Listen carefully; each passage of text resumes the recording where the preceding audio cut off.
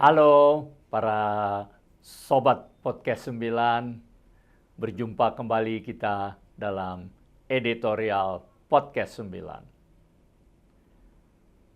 Perentasan data nasional itu bukan sekedar pembajakan biasa.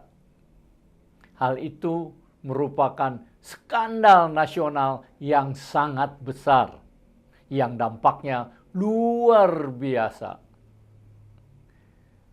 Walaupun kini sebagian kunci dari data tersebut sudah dikembalikan oleh perentasnya, tetapi persoalannya tidak selesai.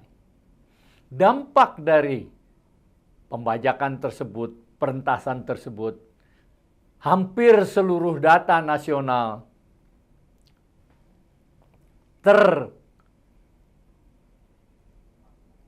terambil atau bocor oleh pihak perentas. Ini hal luar biasa. Kenapa? Dengan data itu, si pembajak, si perentas dapat melakukan apa saja terhadap bangsa Indonesia. Dengan kata lain, bangsa Indonesia sekarang dalam ancaman bahaya tingkat internasional atau global. Warga negara Indonesia bisa saja suatu saat dimasukkan dalam kelompok teroris, dan warga negara tersebut tidak dapat menyangkal. Karena apa? Karena datanya, matanya, retina matanya, sidik jarinya, semuanya sudah ada. Sehingga kalau ada yang dituduh menjadi teroris, tidak bisa membantah. Ini tentu bahaya. Ada juga bahaya lain. Misalnya, data-data negara, rahasia negara tentang keamanan negara sudah diketahui oleh pihak lawan, oleh pihak musuh. Begitu juga data-data mengenai kejahatan yang ada di instansi-instansi penegak hukum sudah diketahui oleh umum.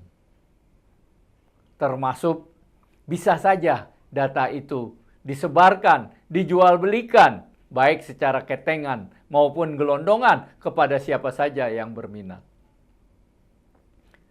Dari data itu bisa saja Anda suatu saat ditagih oleh debt collector pinjol atau pinjaman dari online.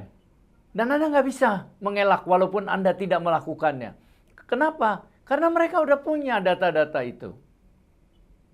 Dengan kata lain, perentasan ini, pembajakan ini merupakan malapetaka yang luar biasa besar terhadap keselamatan bangsa Indonesia.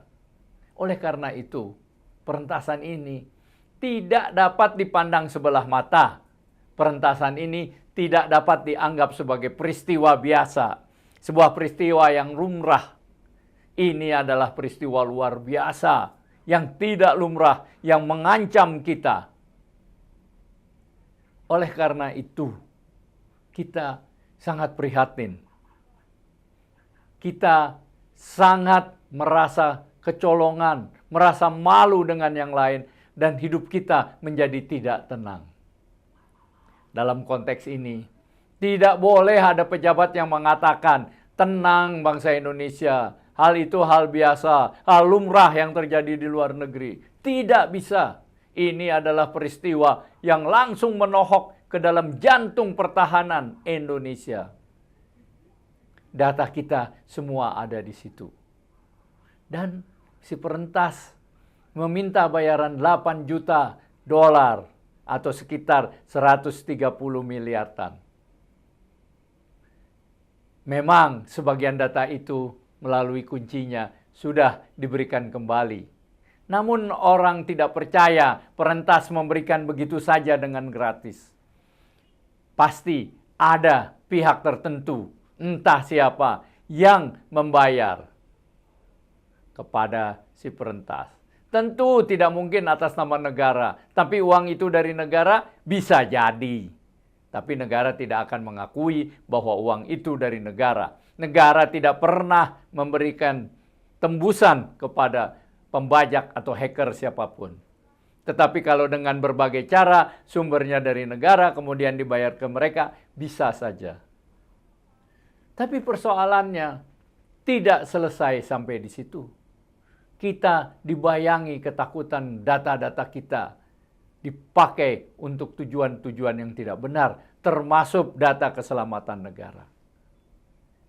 Oleh karena itu,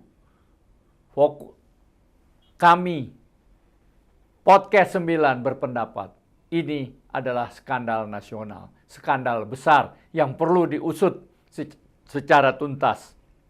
Bagaimana bisa terjadi? Apakah ada pihak dalam yang sengaja membocorkan kunci atau password dan username dari data ini? Kita juga tidak mengetahui bagaimana perencanaan data ini dibuat. Karena selain tidak ada backup, sesuatu yang sangat aneh. Biasanya semua pasti ada backupnya dan backup di beberapa tempat. Tapi ini tidak ada.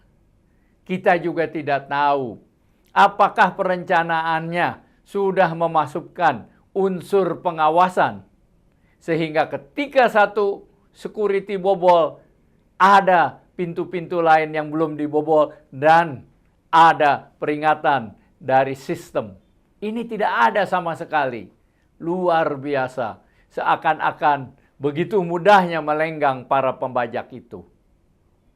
Apakah sistemnya memang memble, memang buruk? Padahal biaya perawatannya saja sekitar 87 miliar setahun. Ini kan sesuatu yang tidak masuk akal. Dan dalam konteks ini, kita dapat menerima pengunduran diri Samuel Abrejadi Pangerapan, yaitu Dirjen Aptika Kominfo, yang mengundurkan diri karena peristiwa ini. Sebagai bentuk pertanggungjawaban dia, walaupun belum tentu dia terlibat langsung. Nah, pertanyaan kita tentu bagaimana dengan Menteri Kominfo, yaitu Budi Aris Setiadi. Ketika di DPR, Budi Aris Setiadi malah mengatakan, alhamdulillah ada beberapa hal yang bisa kita selamatkan. Tentu saja hal ini dibantah oleh anggota DPR. Bukan alhamdulillah, tapi inna ilahi. Dan Mutia Afif mengatakan ini adalah kebodohan, ya, bukan kelalaian, ya, bukan sesuatu yang tidak bisa dipikirkan, tapi kebodohan, bukan perencanaan.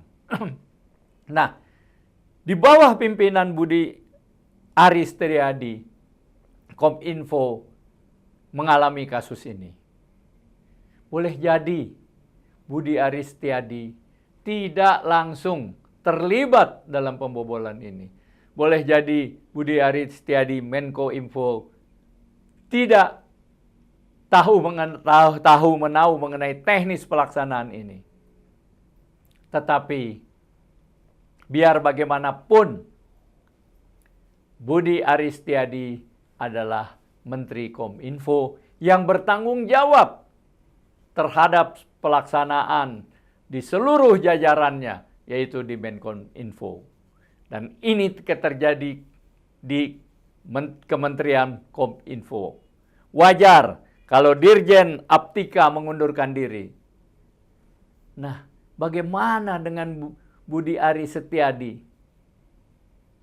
Hemat kami, walaupun Aris Setiadi bersalah atau tidak bersalah, mengetahui atau tidak mengetahui, tetapi sebagai penanggung jawab di Kominfo, maka secara moral, secara etika, secara politis sudah pantas Menteri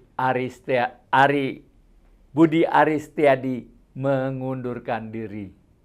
Podcast 9 menyarankan agar Budi Aristiadi mengundurkan diri karena kasus ini. Pengunduran dirinya memang tidak menyelesaikan langsung masalah, tetapi menunjukkan tanggung jawab seorang pemimpin. Bertanggung jawab terhadap departemennya.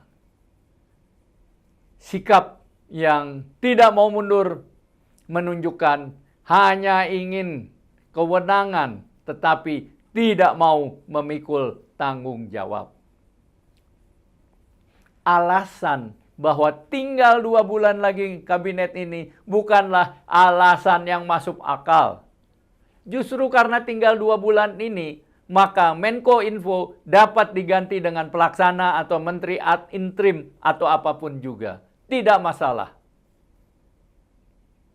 Disinilah Menko Info Budi Aristiadi harus memberikan teladan yang benar, menunjukkan bahwa bangsa Indonesia juga mempunyai tanggung jawab terhadap segala yang ada di bawah kontrol, pengawasan, dan kewenangannya. Kalau Budi Aristiadi tidak mundur, memberikan contoh buruk bahwa pemimpin maunya enak saja, tapi tidak bertanggung jawab,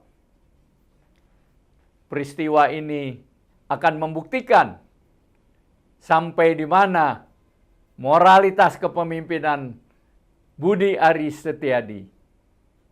Ini peristiwa besar, ini skandal nasional.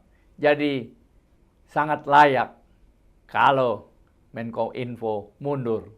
Bukan hanya dirjennya saja sekedar yang mundur, tapi langsung ke menterinya, menteri teknis, yaitu Menteri Kominfo. Dan kita tidak ingin kasus perentasan ini terulang lagi. Perentasan yang mudah, yang tidak jelas desainnya, yang tidak ada backupnya, yang seakan-akan dianggap peristiwa biasa. Kita tidak ingin hal itu kembali terulang. Kita ingin keamanan kita, security nasional kita, security warga negara Indonesia aman, terkendali. Jadi Pak Budi Aristiadi mundurlah. Itulah inti dari editorial podcast 9 kali ini. Dan terima kasih. Sebelumnya saya kembali mengingatkan, tegakkan hukum, berikan keadilan.